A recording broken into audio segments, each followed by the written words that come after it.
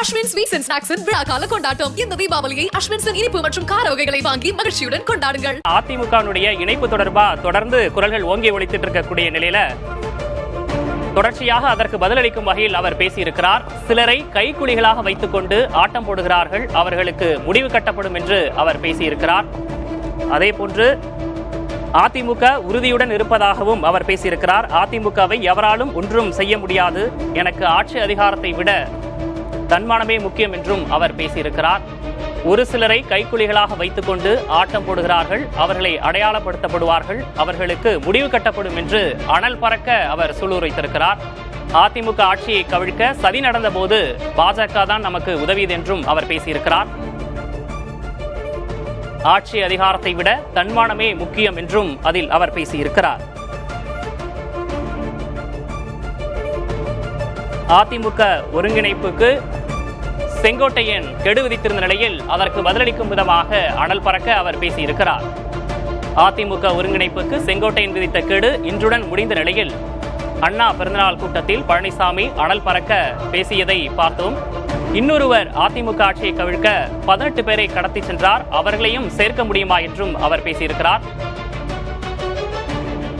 இது தொடர்பாக பேசுவதற்காக மூத்த பத்திரிகையாளர் திரு கோலாகல ஸ்ரீனிவாஸ் நமது இணைப்பில் இணைந்திருக்கிறார். சார் வணக்கம்.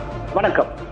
அதிமுகவினுடைய ஒருங்கிணைப்பு தொடர்பா குரல்கள் ஓங்கி ஒலிக்கக்கூடிய நிலையில அதற்கு பதிலளிக்கும் விதமா அனல் பறக்க எடப்பாடி பழனிசாமி பேசியிருக்கிறார். இதை எப்படி சார் பாக்குறீங்க? முதல்ல அதிமுக ஒருங்கிணைப்பு குரல் எதுவும் ஓங்கியெல்லாம் ஒலிக்கல.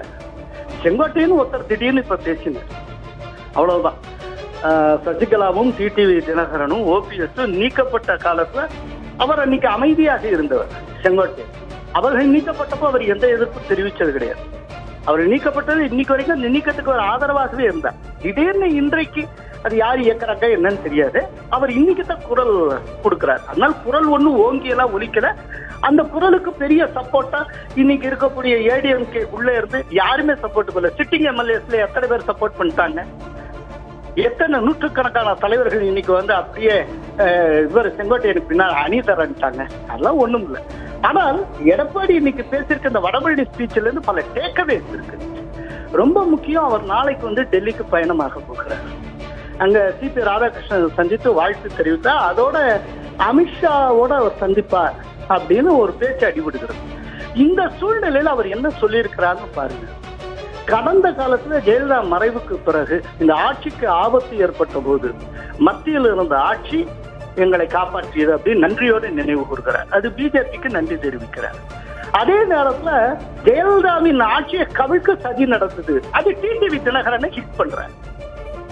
இன்னைக்கு ஒரு விஷயத்த சொல்லி ஆகணும். அதாவது டிடிவி தினகரன் என்டிஏ விட்டு போவதற்கு முன்பாகவே டிடிவி தினகரனை பிஜேபி தலைமை கைகழுவியது. இது பல பேருக்கு தெரியாது. அது என்ன அப்படின்னா, இங்க ஜி.கே. வாசன் மூப்பனார் நினைவு நாள் நிகழ்ச்சி நடத்தினார். அது ஆக்சுவலா டெல்லி மேலிடம் சொல்லித்தான் அது ஒரு பொலிட்டிக்கல் ஈவெண்டா அவர் கண்டக்ட் பண்ணார். அதுக்கு வந்து எடப்பாடி பழனிசாமிக்கு அழைப்பு இருந்தது, நிர்மலா சீதாராமனுக்கு அழைப்பு இருந்தது. அப்ப என்டிஏல அந்த டயத்துல அந்த நிகழ்ச்சி நடந்தப்போ என்டிஏல டிடிவி தினகரன் இருக்கிறார். டிடிவி தினகரன் அழைக்கவே இல்லை. அவர் அழைக்க வேண்டாம் என்று பிஜேபி தலைமை கூறியது. அதன்படி ஜி.கே. வாசன் அழைக்கல.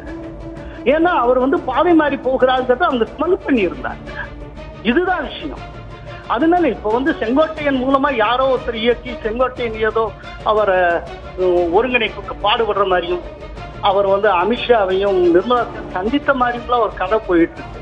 இப்ப வரைக்கும் செங்கோட்டையன் நிர்மலா சீதாராமனையும் அந்த இவர அமித்ஷாவையும் எந்த இடத்துல வச்சு சந்திச்சாரு? அவருடைய அலுவலகத்தில் வைத்து சந்தித்தாரா, அதிகாரப்பூர்வ இல்லத்தில் வைத்து சந்தித்தாரா? அதுக்கெல்லாம் தகவலே கிடையாது. அது சம்பந்தப்பட்ட புகைப்படங்கள் எதுவும் கிடையாது. அவங்களுடைய அகில இந்திய தலைவர்களோட வானதி சீனிவாசனே கேட்டார், செங்கோட்டையன் சொல்றதுக்கு என்ன ப்ரூஃப் இருக்கு? சந்திச்சேன்னு சொல்லி செங்கோட்டையன் சொல்லுகிறார். ஆனால் செங்கோட்டையனை சந்தித்ததாக எங்கள் தலைவர் சொன்னார்களா அப்படின்னு அவர் கேட்கிறாங்க. சோ அவர் சொல்லுவதே சந்தேகத்துக்குரிய விஷயமாக இருக்கிறது. இப்படிப்பட்ட சூழ்நிலையில எடப்பாடி பழனிசாமி இவ்வாறு பேசியிருப்பதுங்கிறது ஒரு கிளியர் கட் இண்டிகேஷன். என்னன்னா, டெல்லிக்கு போறதுக்கு முன்பாக அதிமுகவுக்கும் பிஜேபிக்கும் இடையிலான உறவு முன்னை காட்டிலும் நெருக்கமாக இருக்கிறது அப்படிங்கறத ஒரு உணர்த்தி இருக்கிறார்.